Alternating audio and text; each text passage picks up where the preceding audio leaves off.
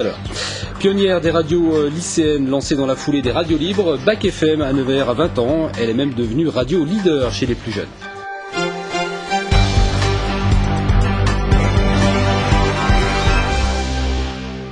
Pionnière des radios lycéennes lancée dans la foulée des radios libres, Bac FM à Nevers, toujours à 20 ans.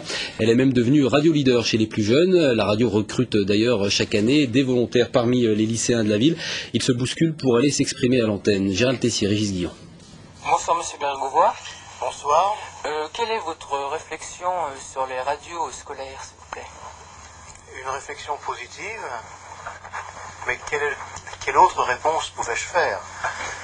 Je salue l'initiative et j'attends de juger sur pièce. Le centre hospitalier de Nevers lance sa campagne de vaccination contre la grippe A. 20 ans plus tard, Pierre Bérégovoy n'est plus là pour juger la radio qu'il a lancée, mais il en serait sans doute fier. Plus de 500 jeunes ont pu s'essayer au micro.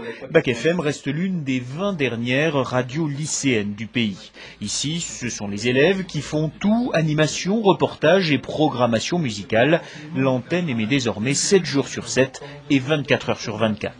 Ceux que je rencontre encore maintenant, ils me disent qu'en fait, ils savent mieux s'exprimer. Ils ont rencontré des gens qu'ils n'auraient jamais rencontrés s'ils n'avaient pas fait de radio. Et puis ça leur a donné, ça leur a fait plaisir, tout simplement. Tu te rappelles un petit peu le cadre de cette émission ? Radio Plaisir, Bac FM se veut une ouverture au monde pour les élèves. C'est aussi une radio qui franchit les portes du lycée. Elle est aujourd'hui la fréquence locale la plus écoutée du bassin de Nevers. En 20 ans, Bac FM a su passer de simple outil pédagogique à une radio très affective et revendiquée par les plus jeunes. Je sais qu'avant j'étais beaucoup plus timide à l'oral et avec Bac FM, petit à petit je me sens bien plus à l'aise et voilà.